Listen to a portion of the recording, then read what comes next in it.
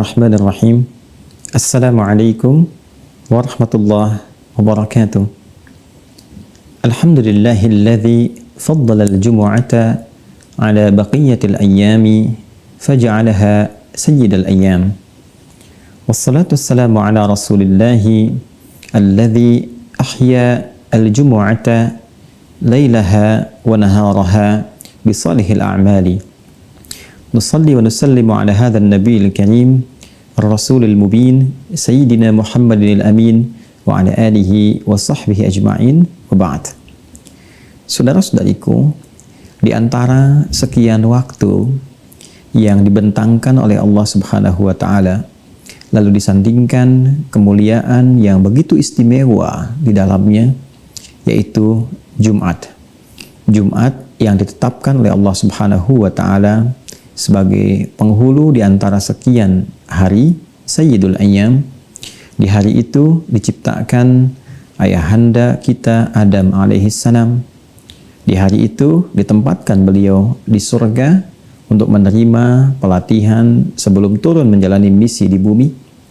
Dan di hari itu pula beliau memulai misinya di bumi, membawa sesuatu yang istimewa sebagai bentuk ibadah kepada Allah Subhanahu wa taala yang kelak diwariskan kepada anak cucunya termasuk kita saat ini. Di Jumat itu pula Allah Subhanahu wa taala memberikan banyak bentangan kemuliaan di siang dan malamnya. Bahkan Allah spesifik memberikan kesan keutamaan dengan menurunkan Quran surah ke-62 dengan namanya Al-Jumu'ah dan memanggil setiap insan beriman untuk bisa mengoptimalkan ibadah di hari Jumat ini dengan meningkatkan zikir kepadanya.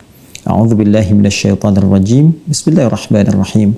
Ya ayyuhalladzina amanu, hai seluruh yang beriman kepada Allah tanpa kecuali, idza nudiya lis-salati min yaumil jumu'ati fas'au ila dzikrillah wa dzarul bai'. Dzalikum khairul lakum in kuntum ta'lamun. Hei seluruh insan yang beriman tanpa kecuali, jika telah diseru kalian semua di hari Jumat itu untuk mengingat Allah, menunaikan sholat, beribadah kepadanya, maka bergegaslah, bersiap dengan sempurna. Respon seruan itu, tinggalkan aktivitas jual beli atau berbagai hal yang menyertainya. Dan itu semua akan lebih mulia, istimewa jika engkau lakukan walaupun engkau barangkali belum mengetahuinya. Saudara-saudariku, untuk menyempurnakan kemuliaan-kemuliaan yang dimaksudkan, Nabi SAW bahkan merinci malamnya, siangnya, bahkan 24 jamnya dengan bentangan amal soleh yang mungkin kita optimalkan. Inilah yang ingin kita utarakan di antara sekian sunnah-sunnah untuk menghidupkan Jumat, baik malam ataupun siangnya. Yang pertama, kita bisa hidupkan dengan memperbanyak bacaan Al-Quran. Ada surah-surah yang bisa kita pilih, ada hadis-hadis juga yang menguatkan kepada kita untuk mengoptimalkannya. Seluruh ayat Al-Quran surahnya mulia, tapi ada beberapa surah yang kiranya bisa dioptimalkan dengan hikmah tertentu, khusus di hari Jumat, siang atau malamnya. Ada surah Al-Kahf, surah ke-18. Ada surah Yasin, pun demikian dengan surah As-Saffat. Bisa kita bacakan dan tidak lupa memohon kepada Allah, memperbanyak doa setelah tuntas membacakannya. Yang kedua, ada juga anjuran untuk memperbanyak sholawat kepada Rasulullah SAW. Diharapkan dengan sholawat itu tidak hanya menambahkan 10 kemuliaan bagi kita, tapi mendekatkan diri kita dengan Allah Subhanahu wa taala, mendekatkan diri kita dengan Rasulullah SAW. Kedekatan kepada Allah dan Rasulnya ini yang akan memberikan jaminan kebahagiaan abadi baik dunia ataupun di akhirat. Di hari Jumat pula ada tuntunan kepada kita untuk mempersiapkan secara sempurna penunaian sholat Jumat.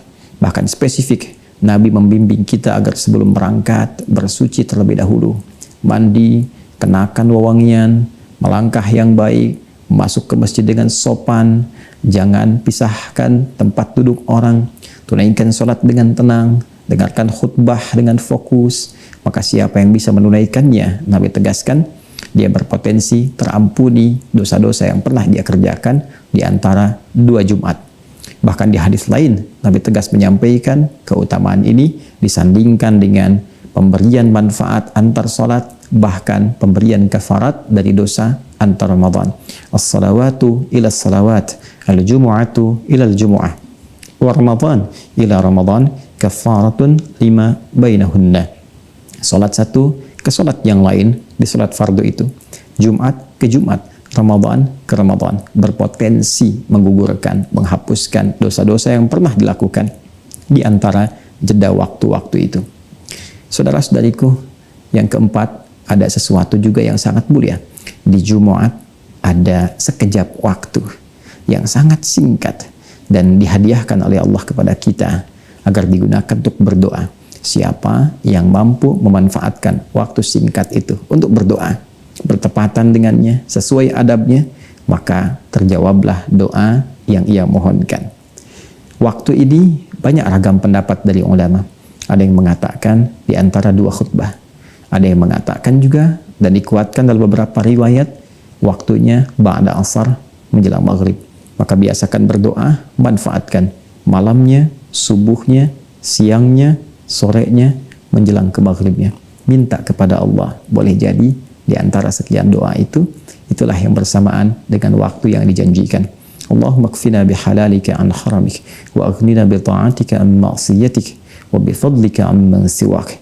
Di antara doa yang diajarkan, mohon, ya Allah, cukupkan kepada kami segala yang halal darimu, jauhkan dari yang haram. Ya Allah, kami mohon kepadamu, anugerahkan segala kemuliaan kepada kami, ya Allah, dan jauhkan dari segala yang buruk-buruk. Ya Allah, jaga kami untuk taat kepadamu, dan jauhkan dari tindakan-tindakan yang tidak engkau senangi. Dan yang terakhir, untuk meraih keberkahan di Jumat itu, yang kelima juga dianjurkan untuk memperbanyak sedekah, baik berupa harta benda, dengan uang misalnya, atau bisa jadi dengan makanan, pakaian, atau apapun yang kiranya baik untuk bisa dibagi sebagai gambaran ketaatan kita kepada Allah Subhanahu wa Ta'ala.